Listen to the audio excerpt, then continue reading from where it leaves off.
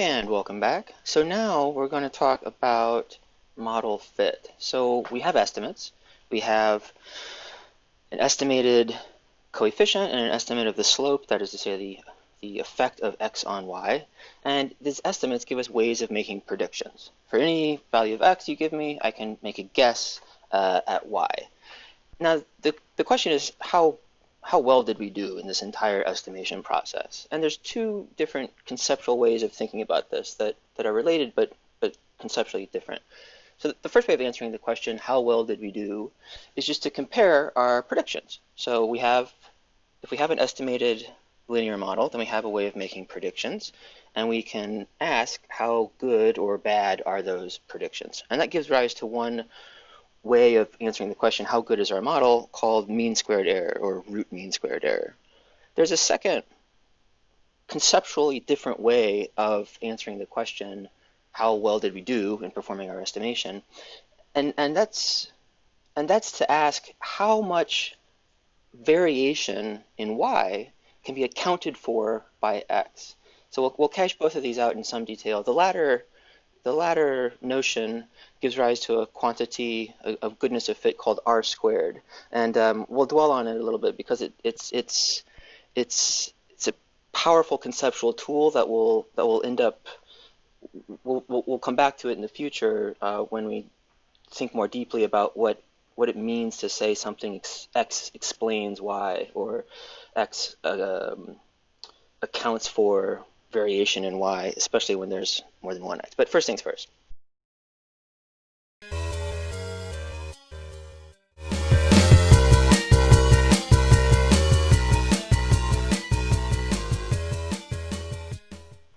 So in both cases, we'll need a little bit of machinery. The little bit of machinery is just our predictions. So if we have estimates, B naught and B1, then we have a way of estimating or making predictions for this value y. Remember, estimates get hats, so that's why there's a little hat up here.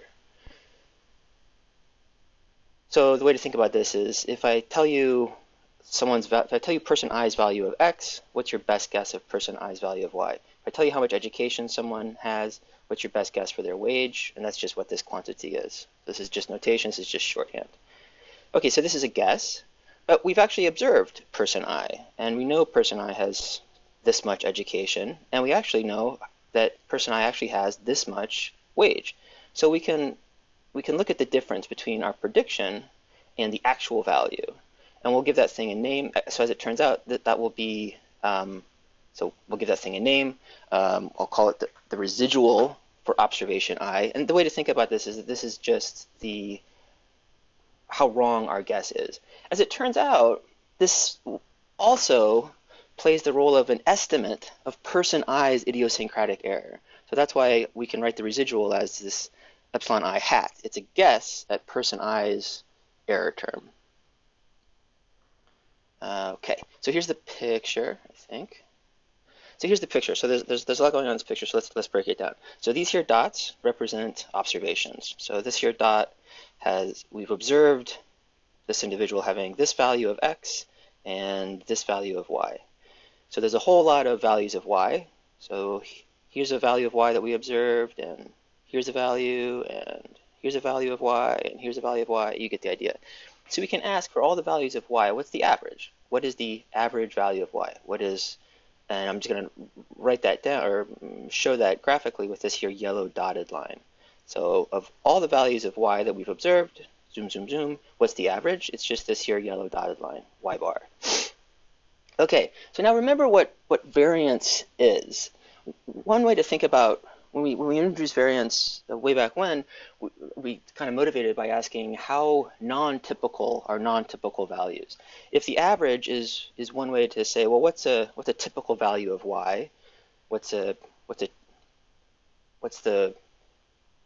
central value of y? What's a typical value of y? One way to answer that, so there's three, right? Mean, median, mode. One way to answer that is via the mean. So we've observed lots of different values of y, but on average, we've observed this here average value of y called y bar. So then we can ask, so how different, how non-typical is, say, this here observation?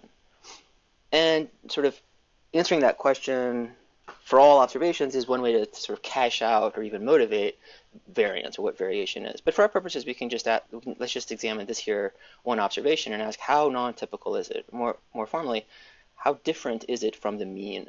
So visually, that's just this vertical distance. We've observed this here observation, this here person I, with this here value of y, or I guess more properly with the value of 11, say. So how different is this here observation from the average? So visually, that's just the vertical distance from yi down to y bar.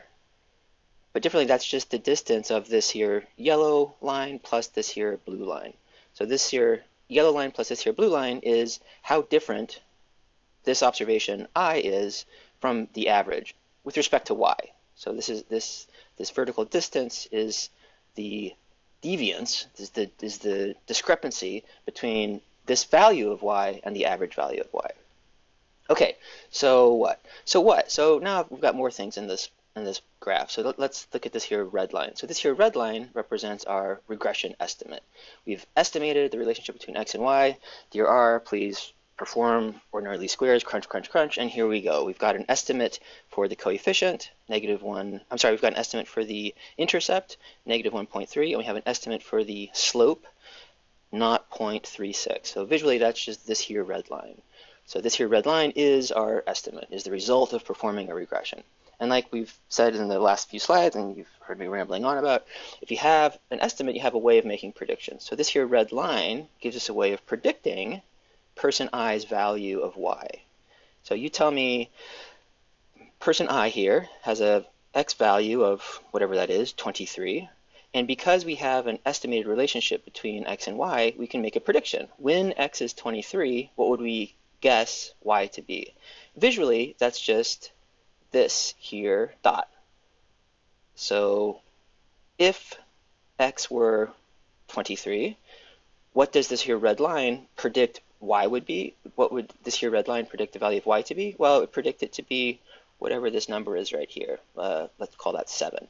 And so we can give that thing a name. So that is our prediction of the value y for person I.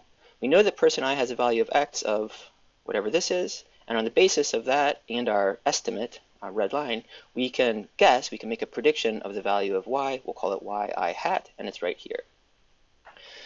So what? So visually, we can sort of start to understand what these residuals are and how they play a role in assessing goodness of fit. So then this blue line is what? This blue line represents the difference between our guess, yi hat, and what we actually observed, yi. So this here blue line is our residual, is our prediction error. Okay, well, we're going to return to this graph later on. So the first way of answering the question, how good did we do, is to essentially just average those errors, average those prediction errors. It turns out you need to do something you end up doing something that's slightly different for somewhat technical reasons.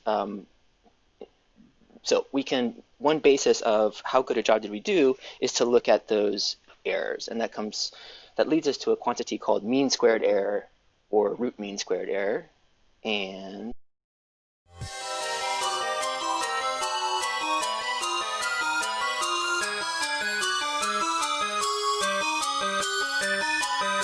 that leads us to a quantity called mean squared error or root mean squared error, which so this is the formula. This is just shorthand. What this says is take our prediction for each person I, square it, and add all that up. That's the numerator, and then divide by n. So if you like, that's kind of average wrongness. For each observation, look at how wrong we were, square it, and add all those up. And then divide by n. So that's like an average wrongness. And because we did this squared business, we're going to take the square root. So the way to think about what root mean squared error is, first here's the picture. So if this here blue line represents the residual, our prediction error for this here observation, we can do the same for all the observations. And so what root mean squared error does is takes a kind of average of all of those blue lines. It doesn't actually average. Turns out if you actually average all those blue lines, you'll get the number 0.